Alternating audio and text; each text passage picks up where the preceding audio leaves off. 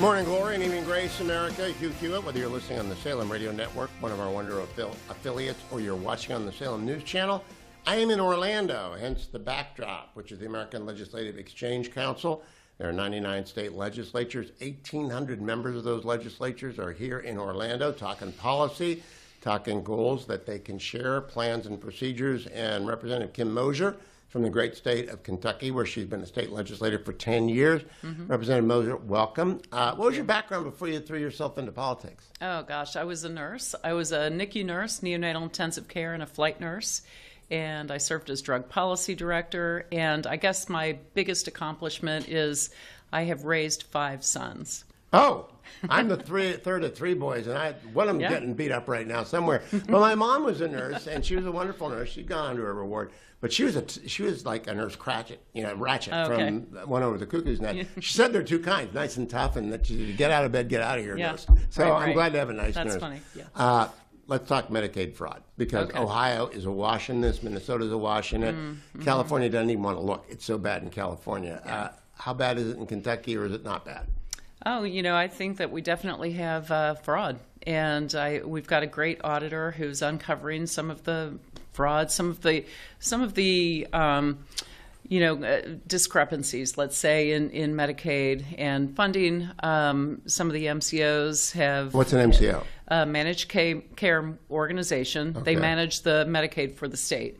And so, I won't get too in the weeds, but we have fee-for-service and then MCOs. MCOs get a capitated rate. Is that like an HMO?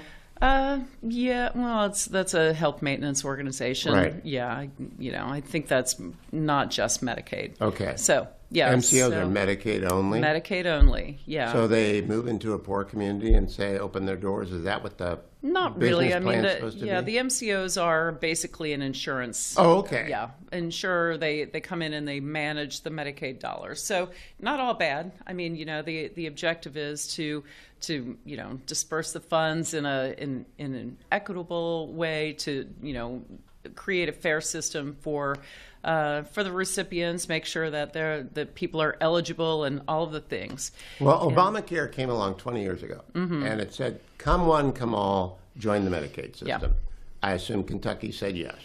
Yes. The first Governor Beshear is who kind of brought this to Kentucky through executive order. It was not a legislative initiative. So really, you can do that in Kentucky? Apparently, I wasn't there yet. Okay, so in comes Medicaid to all the states and follows the fraud. Now, I know it's very bad, especially in adult daycare centers in Ohio, and in Minnesota, it's in child care centers. What's the point of most controversy in Kentucky? The area that we identified, and I passed a bill actually that defunded the CPT or billing code that we identified as being fraudulently used, really, really abused. It was in the addiction services area. We have a huge addiction issue, substance use disorder issue, and exactly. I-75 Trail, and so. We have worked hard to bring resources to Kentucky, to the people who need it. But now I'm concerned about some of these billing codes that have been used for not just this particular code was called psychoeducation. It's kind of this fluffy code that really should have just been in therapeutic. And it ended up costing the state $300 million in 5 years. And so we were watching the trends, and it was kind of plodding along at a reasonable rate, maybe $7-8 million a year. And in 2024, it shot up to $168 million. So how does that work? I mean, what do they pretend to be doing? Counseling people with? Well, yeah. I mean, the psychoeducation code is really, hello, Mr. Smith, this is your diagnosis. This is what we're going to do for you. And it's teaching soft skills and life skills and all the things I think should be included in other therapeutic models. I don't think you need a separate billing code for that. And so we ended up taking a look at this, and with our behavioral health department, decided that this code really wasn't needed. And so I I had a bill that updated peer support specialist and services, which is also in the addiction arena, but we defunded that billing code. Who was abusing it? I mean, is it a provider or is it a fraudster? It was providers, and they were using it. They were having peer support specialists, for one, people who are not necessarily clinical using this code. So it was being used by providers who shouldn't have been using it, shouldn't have been billing for it in the first place. And then they would bill for 8 hours at a time. And this is billed in 15-minute increments.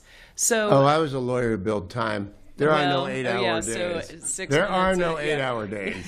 Yeah, even litigators would blink at that. I've heard that. Yeah. So, you're a nurse. So is that why your eye fell on that and said this can't be right? Right. So I chair health services for the state. So I have the opportunity to look at a lot of things in the healthcare space, and Medicaid just happens to be one of the issues that falls under my jurisdiction in our committee. So if you spend $300 million on Medicaid, that has to Kentucky has to one code. Yeah. Wow. Does that have to come out of a balanced budget? It does. Absolutely. So whoever's draining that pool gets the water, and the rest of this. What got cut? Oh my gosh! Well, I mean, we push and pull our budget every 2 years. We pass a biennial budget. So our Medicaid budget in the time that I've been in office since 2017 has gone from about a $10 billion Medicaid budget to $24 billion. So did your population double? It has not. It has not. So so there's a lot going on in Medicaid. The governor that we currently serve under is or work with, I guess, is very interested in expanding this population, I think. So he's running for president. He's got to run for president. Heard that. But is he going to run for president on waste, fraud, and abuse? Because that doesn't seem open to him. No. Yeah, no. He's saving the day. He is just including everyone. And making sure that everyone gets, I mean, this is how he won the last election. He went town to town handing out ARPA checks. So, so as far as things that are getting cut, I'm absolutely sure that there are things that we should be funding that we aren't able to fully fund because of the explosion in the fraud. I had for a number of years, 17 years, served on a board that had some oversight over community clinics, family-run healthcare clinics, and it's federal, state match, and some local money. That's where you fund a clinic. People actually come, and there's a doctor there and a nurse there and a PA and a PT. Does Medicaid somehow get around that? They don't have to have credentialed people on site? No, they do. And I just had this conversation with one of our staffers earlier about credentialing. Are we taking a hard enough look at the providers who are coming into our state and making sure that they're following all the rules? And there are a lot of rules, but that's okay. It's a lot of taxpayer dollars that we have to be responsible for and with. I also had a family member who was a coder for a hospital, retired now. Oh, okay. It got too crazy. Too many codes. Why so many codes? Why is it not write out what you're doing? Yeah. Well, that's the way it used to be. My father was a family practitioner, and I went on house calls with him. So those are gone. Very simple times. Yeah. So I've seen the evolution of healthcare from that small town primary care office to mandatory EHRs, the electronic health records, where the doctor has his back to the patient and is typing away on the computer, and it's difficult. But my husband's a physician, so does he do house calls? Well, you know what? He's got a big family, so okay. Well, that's we do have the friends and family exception, because my daughter had a house call when she's 40 now, when she was a baby, and I said, you got one in your entire life, and that's not going to happen again. Family and friends exception.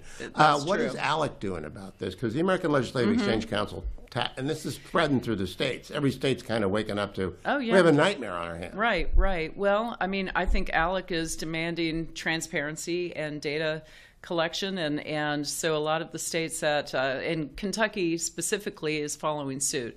We have a Medicaid Oversight and Advisory Board, and are setting up. I'm co-chairing a healthcare data transparency dashboard, and so we're trying to shed the light on the money that's being spent. So you would think that good providers would want you to succeed. They do. They do. And there are really good providers. Of course. And they don't want the crooks. We want to protect the safety net for those who truly need it. And Representative Moser, thank you. Good luck in getting the American Legislative Exchange Council to get a policy together, and I appreciate your time today. Thank you. Don't go anywhere, America. I'll be right back from Orlando. ALEC.org/you.